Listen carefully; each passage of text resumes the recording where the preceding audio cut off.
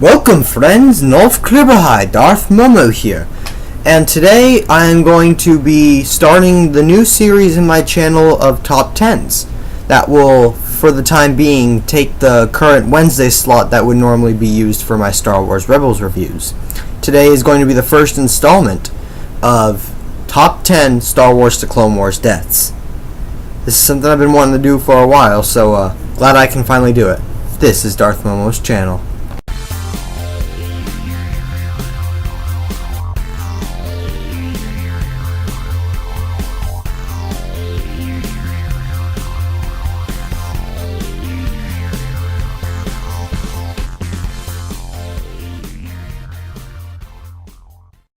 Star Wars The Clone Wars was a great piece of television and a great piece of Star Wars, as it really brought us something new to the franchise and helped redeem the prequels. Something it did that Star Wars didn't necessarily do all the time was get us attached to these characters and then kill them off. It's something unfortunate, and today I'd like to count down and rank these deaths. That were sad and tragic, but also well done and good parts of the television series. So here we go. Without further ado, let's get into this. Savagely taking place number 10, Asajj Ventress, the brother of Darth Maul. While his death wasn't the best, it was still sad and tragic. While he may have been a villain, it was sad because he was kind of used. He was just an innocent boy once upon a time and then just cast into the war because of his family connections. And it's also painful to see how Darth Maul, the sinister villain, reacts to this and is truly sorry for the loss of his brother. At place number 9, we have Asajj Ventress. While not an actual on-screen death, her death was still part of the Clone Wars continuity, as it was touched upon and really shown in the novel Dark Disciple, which was pretty much the last piece of Clone Wars we've gotten so far. In the novel, Asajj Ventress, pretty much brought back to the light side, sacrifices herself to save the love of her life, Quinlan Vos. The two had been paired together on a mission by the Jedi Council to assassinate Count Dooku. Heaving its way into place number 8, CT-782, also known as Heavy. This clone was really the first clone that gave us these emotional connections to these troopers that, Episode 2 just kind of slung at us and we didn't really care about.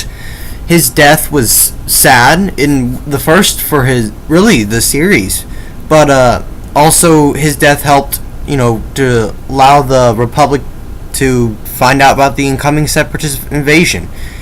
His death had some good banter and some sad moments, and this is why it gets number 8. Waxing its way into place number 7, Waxer. This death was really tragic and sad, accompanied by the part of seeing that little Twi'lek girl her little painting on his helmet.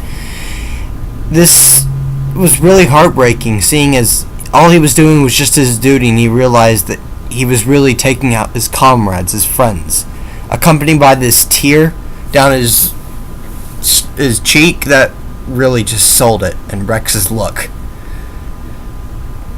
At place number 6, we have 99. This sad, unfortunate clone, all he wanted was to just do his duty, serve the Republic and help his brothers, and in his final moments he did that, but at a great cost. He died trying to get to the artillery to get more ammo for his friends. Ultimately, the battle was a success, but we did lose 99, which was actually my first Clone Wars death, and I remember just being sad about it. Hardly taking place number 5, Hardcase. He was a very loyal trooper, a little hyper and funny, but he got the job done at a cost to his life.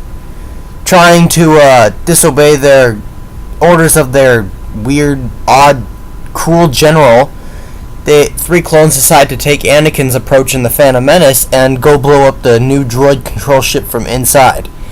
when their plan goes awry, the ray shields are put up and they're not able to hit the core. Hardcase sacrifices his life so that his brothers could live and that the Republic could take the world, with his brave final words of "live to fight another day." And boom. His brothers did escape, though. They did take Umbara, and their general was found out to be a traitor and stopped. Taking place number 3, the Zillobeast. This creature's death was very unfortunate. I mean, he was just living peacefully underneath the ground and then ripped apart from his home because of a war that was neither his fault nor that he had anything to do with. And because of his his valuable scales, he was taken, studied, and decided to be killed for the good of the Republic. And I plan to argue this in another top 10 list, but this really was a sad death and an overall good episode because it shows how the Jedi have fallen.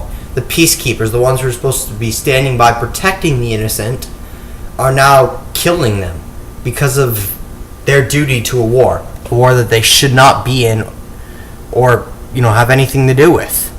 And that's why I think this guy's death was very sad. Hey, hidden Mickey. At place number 3, we have Duchess Satine, the love interest of Obi-Wan Kenobi. Caught in a game of revenge between Darth Maul and Obi-Wan Kenobi, she was taken from her planet and captured and held in prison, used as bait for Obi-Wan.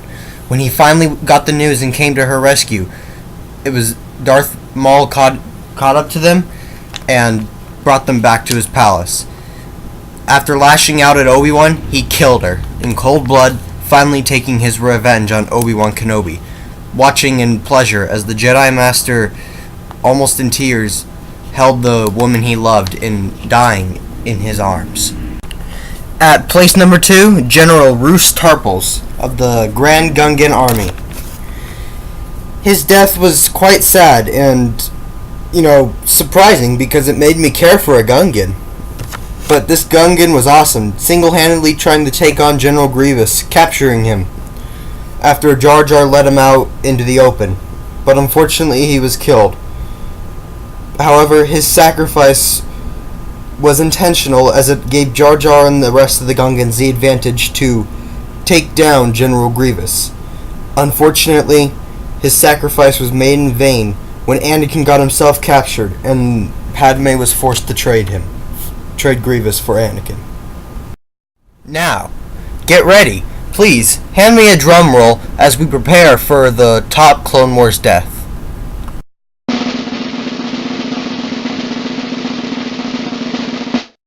At place number 1, we have CT-5555, commonly known as Fives. This was probably the only death, and I mean the only death, that I ever cried during when watching.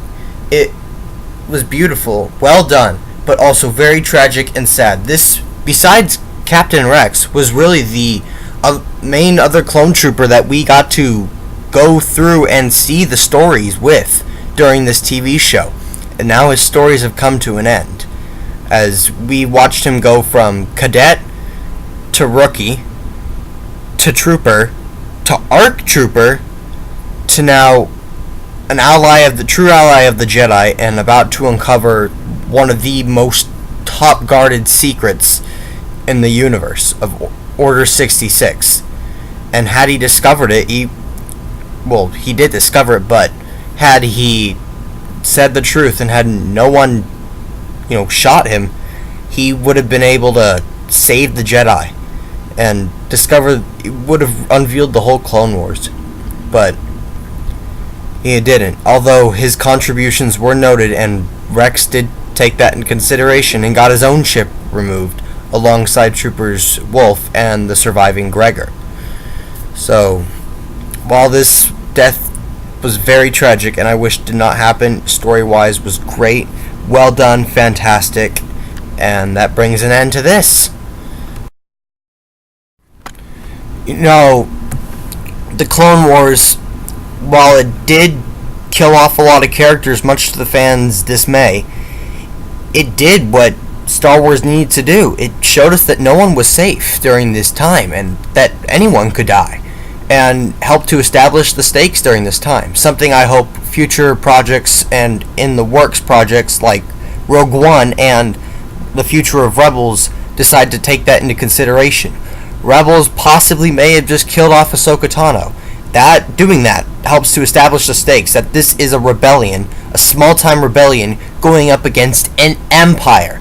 And I really do hope that Ahsoka did die. And Rogue One, I really do hope that half our heroes die. To show that, this is essentially a suicide mission into enemy territory with the objective of the greater good. And with that, I leave you to think.